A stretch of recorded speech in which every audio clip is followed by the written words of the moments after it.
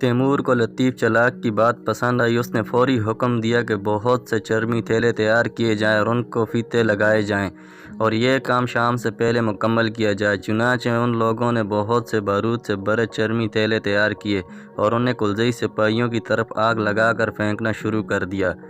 مگر کبھی کبھی ایسا بھی ہوتا کہ فیتا چھوٹا ہونے کے سبب یا کسی اور وجہ سے سپاہی بارود سے بھرا تھیلا ہاتھ میں پکڑ کر آگ لگاتا تو اس کے ہاتھ میں ہی آگ پکڑ لیتا اور اسے ہی جلا ڈالتا۔ اس موقع پر ابھی تیمور اس بات سے آگاہ نہ تھا کہ اگر بارود کو مٹی کے کوزے میں ڈال کر اس میں پتھر بھر دیے جائیں تو کوزہ پھٹنے سے جو پتھر بکھریں گے تو وہ دشمن کی ہلاکت کا سبب بنیں گے۔ تاہم اس موقع پر اس کا مقصد بارود سے محض دشمن کو جلانا یا خوفزدہ کرنا تھا،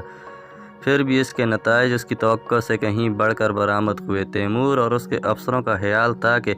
بارود پھٹنے سے قلزئی سپاہی حواس باختہ ہو جائیں گے، تب وہ ان کے خوفزدہ ہونے سے فائدہ اٹھا کر بھرپور حملہ کر دے گا اور انہیں اس کا خاص ہتھیار کلاب چلانے کی مہلت نہ دیں گے۔ مگر وہ لوگ بارود پھٹنے سے اس قدر خوفزدہ ہوئے کہ چند ہی لمحے پائیداری نہ دکھا سکے اور جدھر منہ اٹھا کر بھاگنے لگے۔ تیمور نے موقع دیکھ کر بھرپور حملہ کر دیا اور اپنے افسروں کو بشمول لطیف چلاک سے، جس نے بارود استعمال کرنے کا مشورہ دیا تھا،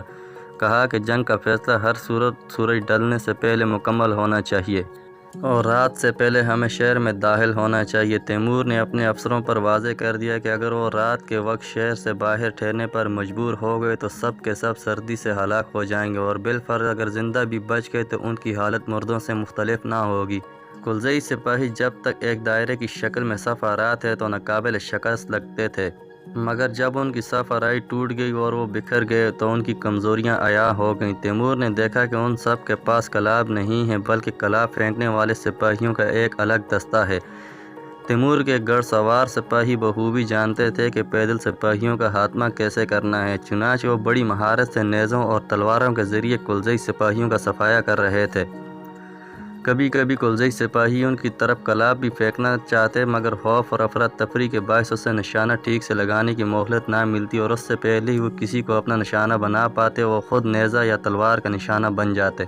اگر رات ہو جاتی تو تیمور کے لیے بذات خود فیروز آباد کے باہر رات گزارنا اور اگلی صبح کا انتظار کرنا کوئی خاص مشکل نہ تھا، کیونکہ اس کے لیے ایک مناسب خیمہ موجود تھا۔ اگر اس خیمے کو نصب کر کے دروازے بند کر دیے جاتے تو اس کی اندر ایسی گرمی ہو جاتی کہ گرمی کا موسم ہو۔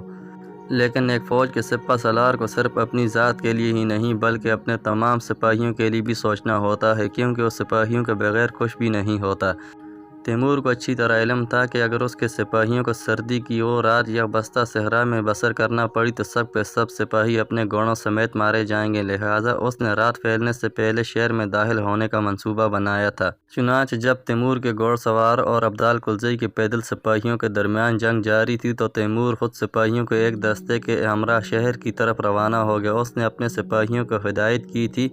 کہ بارود کے چرمی تھیلے ساتھ لے لیں تاکہ شہر کے دروازوں کے نیچے رکھ کر انہیں اڑایا جا سکے۔ ٹیلے کے عین نیچے تیمور کے سپاہیوں نے دشمن کو اس طرح الجھا لیا تھا کہ وہ تیمور اور اس کے ساتھیوں کا راستہ نہ روک سکے۔ میدان جنگ سے ایک راستہ سیدھا شہر کی طرف جاتا، چونکہ تیمور اور اس کے سپاہیوں کا دستہ اسی راستے پر روانہ ہو گئے۔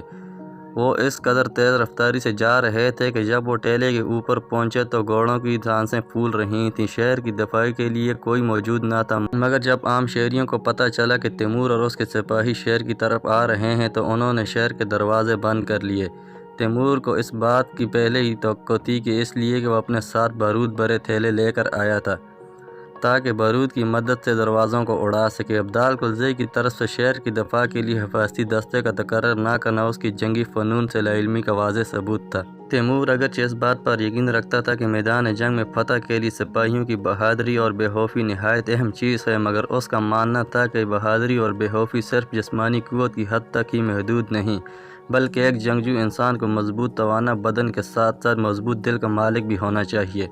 لیکن سب سے بڑھ کر ہمت اور بے خوفی کے علاوہ ایک فوج کے سپہ سالار کو صورتحال کو سمجھنے، نیز فوجی چالوں اور حکمت عملیوں سے بھی مکمل آگاہی ہونی چاہیے۔ اگر ابدال قلزئی فیروز آباد کے شہر کے دروازے بند کر لیتا اور تیمور کی فوج کو شہر کے محاصرے پر مجبور کرتا تو تیمور کی فوج چند ہی دن میں سخت ترین سردی کے موسم کا شکار ہو کر تباہ ہو جاتی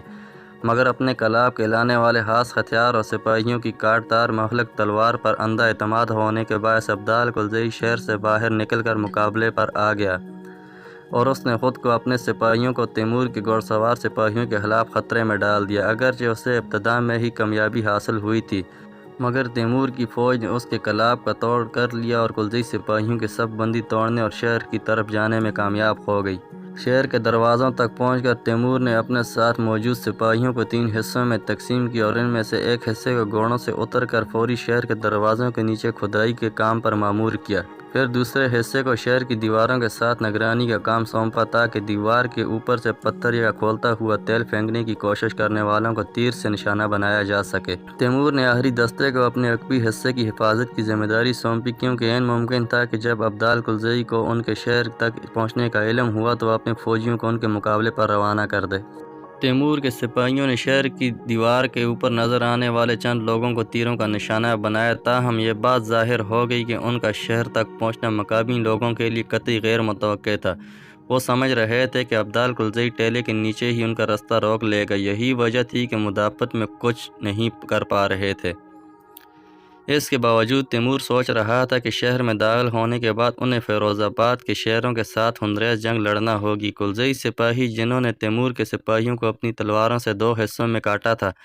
اسی شہر سے تعلق رکھتے تھے اور ان جیسے کچھ سپاہی اب بھی شہر میں موجود ہو سکتے تھے جو ان کے لیے خاصی مشکلات کھڑی کر سکتے تھے۔ تیمور نے اپنے ساتھ موجود ایک سردار کے ذریعے لطیف چلاک کو پیغام بھیجا کہ جیسے ہی ٹیلے کے اوپر سے نرسنگے کے بغل کی آواز سنے تو 2000 سپاہیوں کو ان کی طرف روانہ کر دے، کیونکہ تیمور ایک مضبوط فوج کے ساتھ شہر میں داخل ہونا چاہتا تھا۔ تیمور نے اپنے سپاہیوں کو ہدایت کی کہ شہر میں داخل ہوتے ہی بلند آواز سے اذانیں دینا شروع کر دیں، کیونکہ کلزئیوں کے نزدیک اذان صلح کا پیغام سمجھی جاتی تھی۔ کچھ سپاہیوں کو یہ ذمہ داری سونپی کہ وہ شہر میں داخل ہوتے ہی بلند آواز سے یہ اعلان کرنا شروع کر دیں کہ شہر کے لوگوں کی جان، مال اور عزت و ناموس کا کوئی خطرہ نہیں، بشرطے کہ ان کی راہ میں کوئی مشکل کھڑی نہ کریں۔ پھر تیمور کے سپاہیوں نے شہر کے دروازوں کے عین نیچے کھدائی کی گئی جگہوں پر بارود رکھ دی اور ان کے فیتوں کو آگ لگا دی۔ شہر کے دروازے ہولناک آواز کے ساتھ دھماکے سے ٹوٹ کر بکھر گئے۔ دھماکے کی آواز اس قدر خوفناک تھی کہ اس سے پورا ٹیلہ لرز اٹھا۔